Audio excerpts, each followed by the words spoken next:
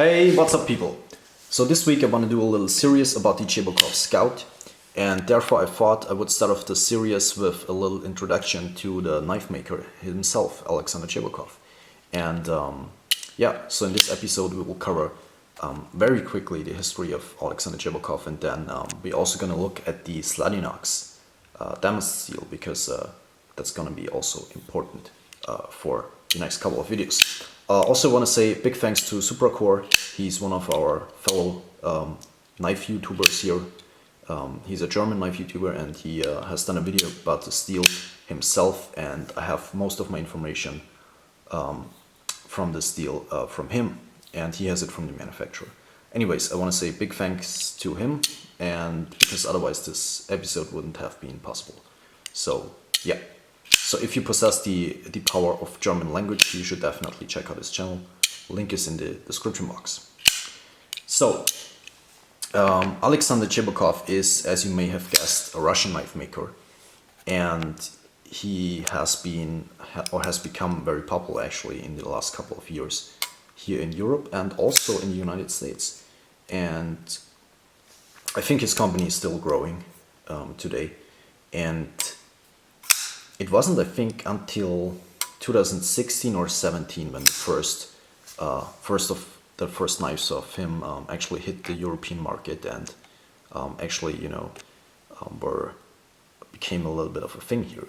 But before that, you didn't hear that much of Aleksandr Cheburkov here in Europe, and I also don't think in the United States, at least not a lot. But he has been making knives since a long time, actually, since the since the 90s actually. And so yeah, Aleksandr Cheburkov was he worked in the gun manufacturing industry, but at the fall of the UdSSR, he so basically at the fall of the Soviet Union in '91, he was like many other people without a job, and he's of the city of Pawlowo, which is near Nizhny Novgorod, which is about 400 kilometers east of Moscow. So, just to give you a perspective. And the city has always been popular for, metalworkings. So, therefore, it also has been, a gun manufacturing city, and they also manufactured like tanks and airplanes and stuff like that during the Cold War. But after the fall of the Soviet Union, he started making knives to, feed his family. And of course he started with fixed blades. And that's also what he was actually most known for, as far as I know, in the last couple of years, in Russia at least. Here in the Western world, of course, he is a little bit more popular for his folders. And I think folders becoming his main thing now, or at least they are becoming more important than his fixed blades. Because the Western market has a little bit, has more, what I want to say, has more demand for the folders than the fixed blades. At least that's what I think. And so Cheburkov started making knives in the 90s, and he basically, because he was a machinist, he built his own machines to build his own knives. So actually a very talented guy, and you can, this says a lot about him, I think, that he still does this from time to time, that he fixes his own machines and he builds machines that are specifically for the things that he needs machines for, and just a great thing in general, I think. And 91 was actually an interesting time, because in 1991 the Zladinox, or the stainless damask steel, actually came to Russia. Before that, I think it was also in the 90s, the Germans started experimenting with stainless damask steel. But we're gonna talk about the Zladinox damask in just a second.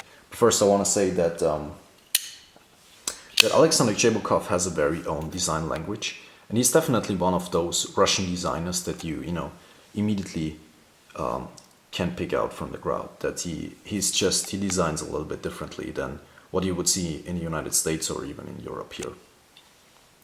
And I think the Russian designs that hit the market now are actually quite refreshing because they're very different and they're also very traditional in a sense. If you think about it,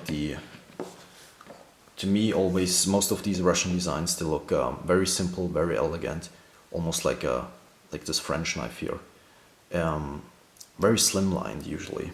They're very different, like I said, from what is going on in the United States, which the United States are basically dominating dictating, I should say, they're dictating also the European market quite a bit.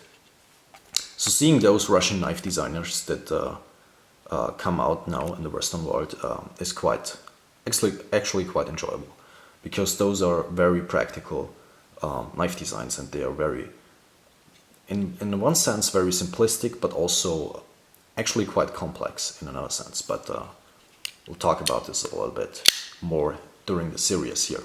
So I want to bring in a quote from Aleksandr Cheburkov, because for you to get to understand this guy a little bit better.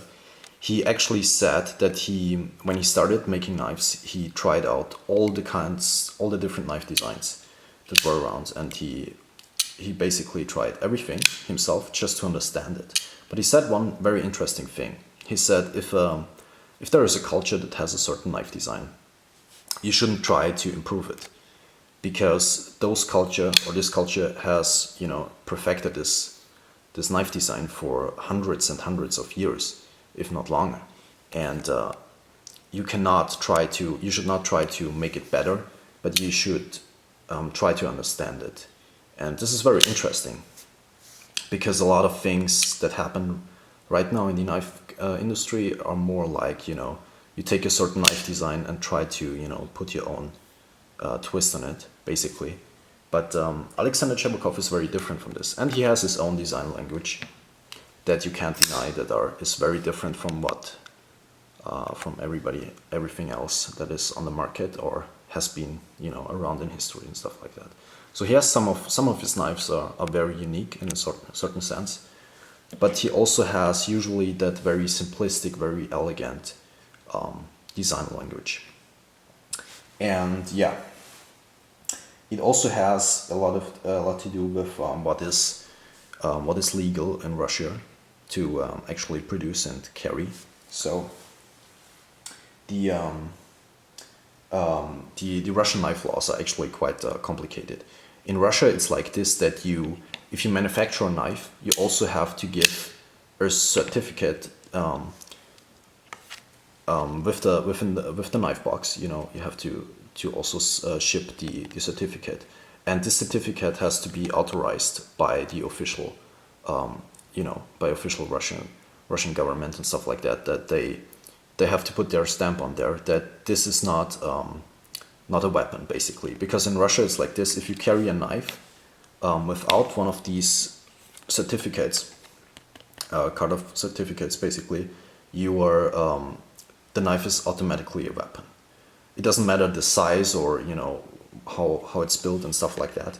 Although I think the Russians also have some limits on how the knife can look and stuff like that. But it's mainly about that you have to give one of these cards to your customers so he can legally carry it. And if you don't do this and somebody gets, for example, killed or attacked with a knife that was built by you, and you don't give your customer one of these cards, you can also go to jail for it. So not only the customer can be punished by law, but also you yourself as a knife maker. So Russian knife laws are a little bit weird. So every knife design that Aleksandr Cheburkov puts on the market, the knife design has first to be authorized that it's not a weapon officially. And so also that means if you ever go to Russia and you carry one of these knives, you should bring these cards with you, because otherwise it would be seen as a weapon. But in theory, of course. And his knife designs are usually, they go through a long time before they actually come to the market. And this also has something to do with what I told earlier, that he's a guy that builds his own machines, and he is very he always tries to perfect his knife designs, and he spends years and years of designing and prototyping a knife before he actually puts it out, which is very interesting. And you can definitely see this in the quality that he puts on the market. So yeah, quite interesting. So I think that was about it for Aleksandr Cheburkov, and a short little history about him. So I also forgot to mention he doesn't work alone. Of course, he has an entire company, and I think he has right now, I don't know, depending on how the crisis affected his manufacturing, I don't know, but I think he has about 20 to 30 employees right now. So it's not too small knife company, I would say. It's and it's ever growing since the last couple of years, at least since the last 4 years. The Western world has really, has really been more interested in Russian knife designs and stuff like that. So you can possibly expect that his company starts to grow even more in the future. So the Zladinox damask steel, right? So most of the Cheburkov knives you can choose the steel. They do a lot of M390, and they also have Almax and I don't know, all kinds of steel, S125V and stuff like that. Stuff you have never heard of. They do a lot of Russian steels also. So you see like the XM12, which is like Russian D2 and stuff like that in his knives. So, but he's very popular actually for using the Zladinox damask steel, which is this one right here. And he mainly, I think he always uses the Zladinox 1016 steel. Not sure if he uses different Zladinox steels also. If you know that for sure, you can let me know in the comments, but I don't know. So the Zladinox steel, right? So Zladinox, you write it right this, like Zladinox. This is how the steel is written, and yeah, this stands actually for Zlatusk. How do you write that? Zlatusk, which is the city that it comes from, and then the D stands for Damask, and inox obviously stands for inoxable, so meaning that it's a stainless steel. So that's why it's called Zladinox steel, and the short edge, the short writing of the steel is always ZD and then the I. And then the 1016 is the version of the steel. There are a couple of different versions of the steel. As you can see here, I wrote all of them down that I found. There is the Zladinox 1014, the 1016, which is what we are looking at. Then there's the 1416, the 0225, and then Zladinox also makes a version of Almax. So they combine Almax with another steel, and they also do this with Vanadis 10, which is very interesting actually. I've never seen those steel being used, although I think Cheburkov has actually used these steels as well. But yeah, the 1016 is what we are looking at, and I think most Cheburkov knives that you see with Zladinox steel actually use the steel. Let me actually zoom in so you can admire the beauty of the steel. So you can see the wavy pattern, of course, that differs from knife to knife. Very beautiful. And the way they do it is actually quite interesting. They polish underneath. Yeah, very beautiful. So I will leave this in frame as I tell you more about the steel. Stainless damask steel, as far as I have understand it, has only been around since the 90s actually. Before that, we were not able to make stainless damask steel. And in the 90s, like I said before, the Germans actually started first experimenting with the steel. And then also in the 90s, 91, which was also the end of the Soviet Union, the Russians picked up on the stainless Damask steel. And it's basically what you do is you have to vacuumly press that steel, because if there is oxygen coming to the steel as you press it, it doesn't work. So you have to vacuumly press that actually. And the Russians figured out how to make stainless Damask only in 2009. So stainless Damask is actually has not been around for very long actually. So very interesting. This is a very, very new steel actually. And like I said, you can do it with a couple of steels yet. It's not limited. You can use this way of manufacturing with a couple of. Actually, I think probably with most of the steels that are around actually. The 1016 that we have here, the Zladinox 1016 that we have here is the contributes of this steel are 140x18 and 60x14. You will not find those steel on the Knife Steel app, for example, on Z Knives. You will not find those there. You really have to go to the manufacturer's website and stuff like that to find this. So 140x18 is basically a steel that has between 1.45 and 1.65% carbon. So it's a high carbon steel actually, but it also has a lot of chromium, like 17 to 19% chromium, which is a lot of chromium. So it's similar from the carbon than like D2, but D2 obviously doesn't have as much chromium. From the chromium content, it's actually even more, or sometimes the same than N690, so a very stainless steel actually.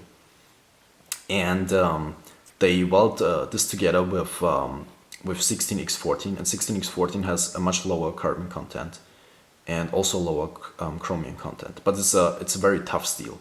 60x14 is a little bit comparable to like, at least from the carbon content, to like 12C27 and 440A. But the 140x18 is actually quite interesting.